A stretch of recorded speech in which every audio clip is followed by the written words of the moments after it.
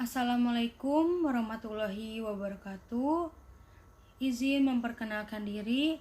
Nama saya Dwi Oksa Nuria Hermaliani Putri dari kelas 12 MIPA 3. Di sini saya akan menceritakan kembali novel yang telah saya baca, yaitu yang berjudul Gerimis di Eltari.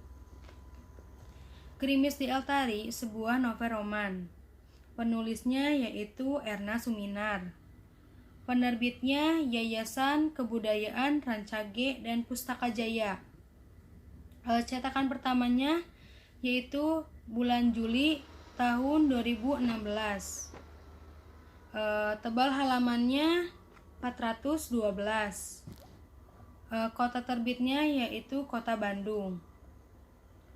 Harganya waktu itu saya beli itu 100.000. Jadi, Gerimis di Eltari itu sebuah novel roman. Kisah ini dimulai dari perjalanan Ayunda saat ia meragukan sebuah kesetiaan. Ia malah menemukan kedalaman hakikat cinta melalui Adrian, seorang lelaki pencinta Tuhan. Adrian membawa Ayunda melihat masa lalu dan masa depan tanah kelahirannya, yaitu tepatnya Nusa Tenggara Timur di Kupang. Dalam perjalanan menyusuri eksotisme budaya dan keindahan alam di sana, juga perjalanan perasaan yang menggugah dan menerobos sekat-sekat etnis, agama, budaya, serta status sosial. Mereka menemukan kekuatan cinta dan kasih sayang yang mempertautkan tali-tali kemanusiaan. Adrian jatuh cinta pertama kalinya kepada Ayunda dan menghadapi keniscayaan pada saat bersamaan. Dalam kekuatan cinta mereka, ada iman, kehormatan, dan kesetiaan yang sedang dipertaruhkan. Sementara mereka menyadari kisah mereka akan terekam semesta. Cinta dan takdir adalah dua hal yang tak dapat ditebak, apalagi direncanakan manusia. Mereka datang seenaknya di saat-saat yang tak diharapkan, di tempat yang tak disangka-sangka. Setidaknya itu yang terjadi pada Ayunda Adriana, seorang wanita modern yang sedang mencoba memainkan perannya sebagai istri yang baik dalam membangun rumah tangganya bersama seorang pemuda yang nyaris sangat sempurna, mapan, pintar, dan penuh dedikasi pada pekerjaannya.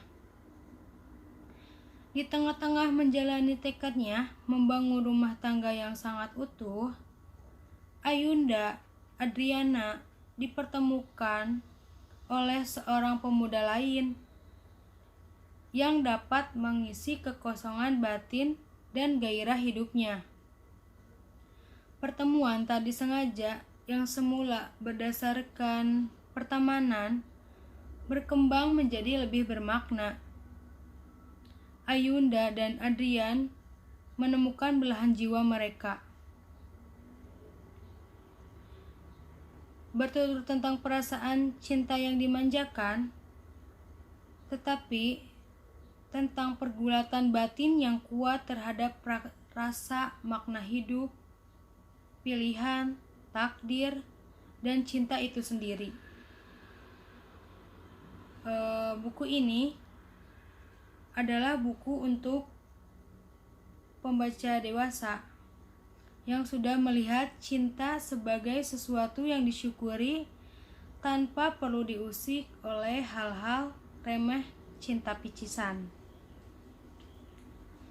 Status Ayunda yang sudah bersuami ditambah dengan kepercayaan yang berbeda dengan Adrian membuat perjalanan ritual cinta mereka menjadi penuh penghayatan, sederhana, dan jauh dari tuntutan.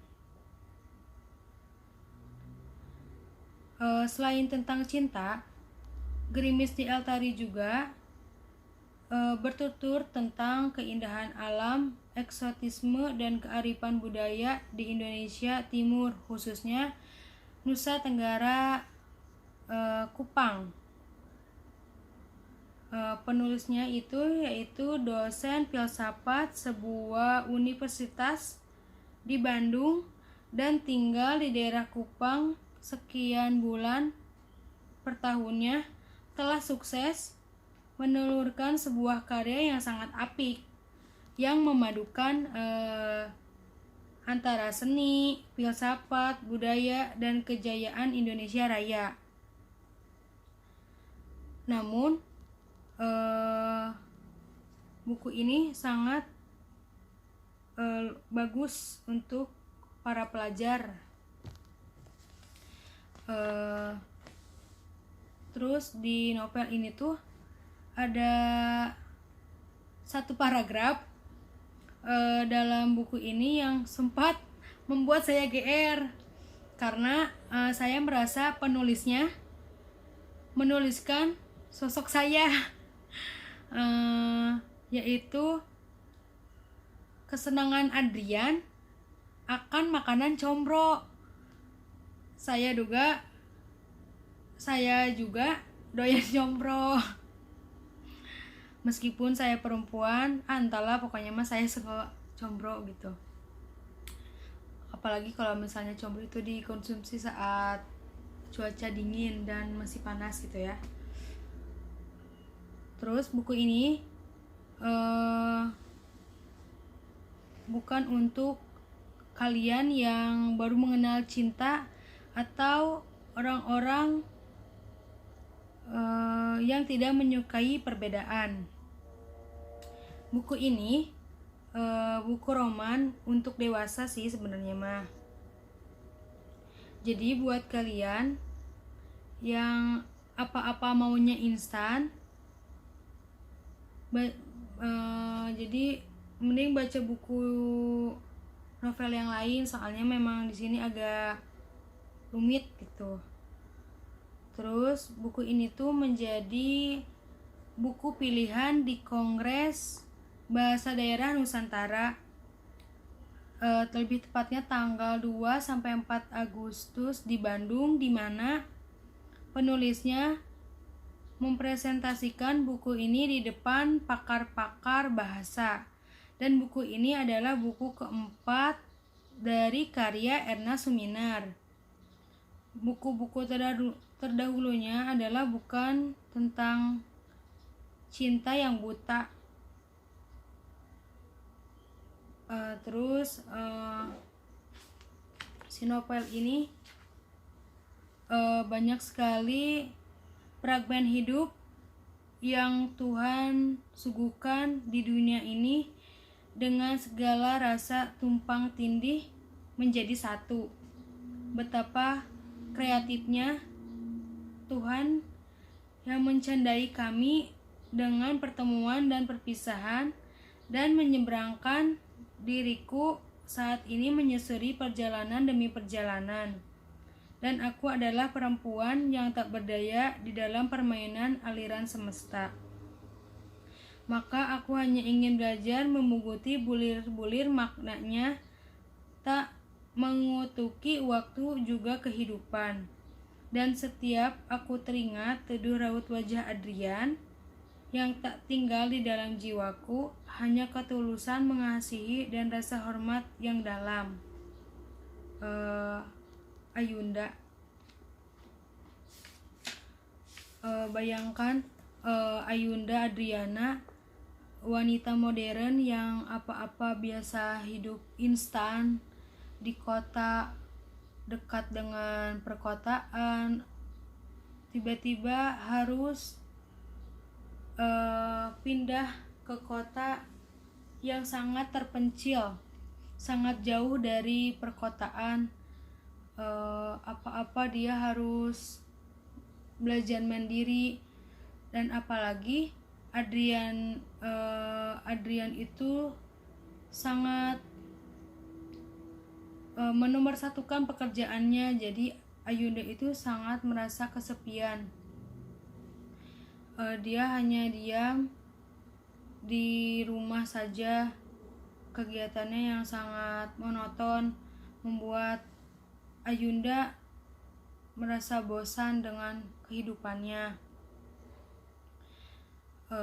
Lalu ketika Ayunda sedang merasa bosan, hadirlah seorang sosok pria yang bisa mengisi kekosongan hati Ayunda. Saat imajinasi cinta melampaui ambang batas hasrat manusia, Ayunda menjadi lupa terhadap Adrian.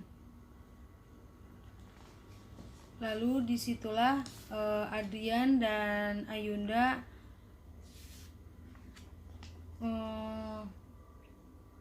merasa tidak cocok satu sama lain.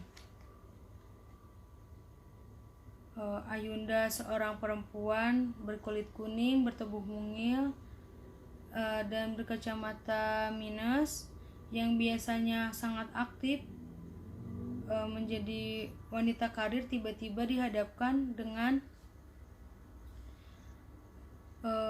kehidupan yang sangat monoton dan sangat membosankan. Kegiatannya itu terus membuat Ayunda muak dan ingin pergi dari kehidupan Adrian.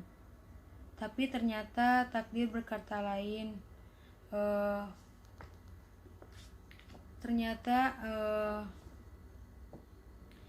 Dari kejadian itu menyadarkan sejumlah kegelisahan soal kemiskinan dan keterbelakangan serta lemahnya SDM di Indonesia, tepatnya di NTT. Terus mereka juga dihadapi tantangan menghadapi kecamuk perasaan untuk menemukan makna hidup dan hakikat cinta, memahami kegagalan penafsiran, perbedaan, serta berbagai persoalan kemanusiaan. Satu sama lain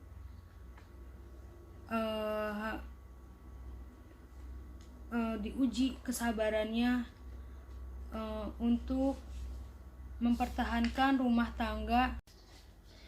Satu sama lain diuji kesabarannya, egonya, amarahnya, untuk saling memahami.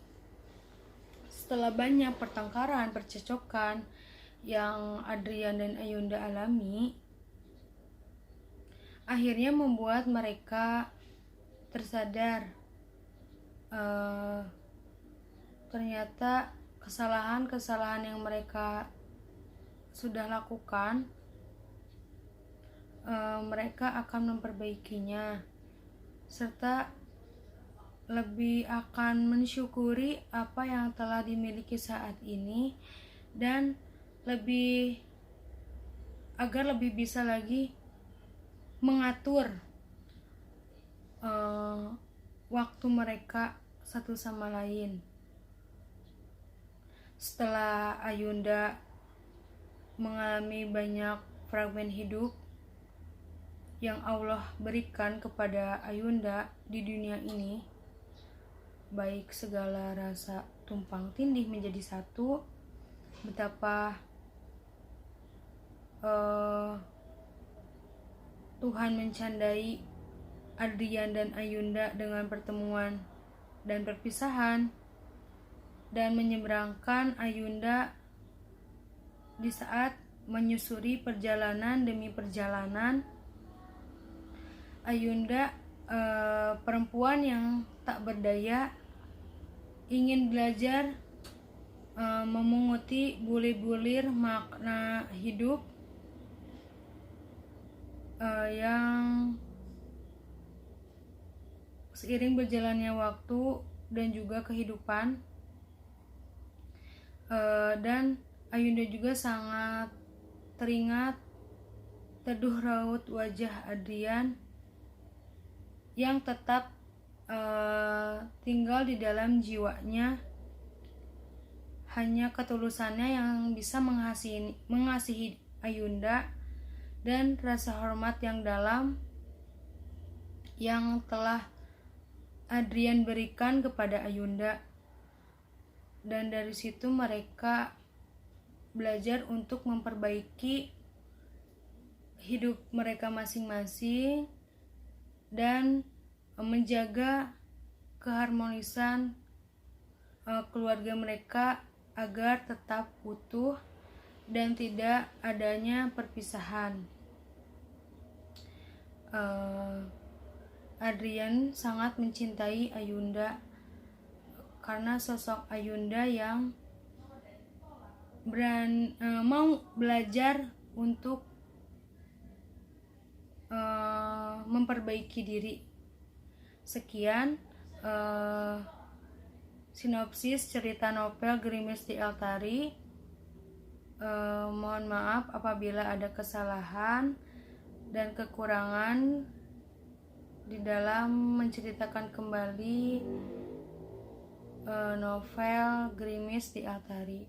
Wabillahi taufiq wal hidayah. Wassalamualaikum warahmatullahi wabarakatuh.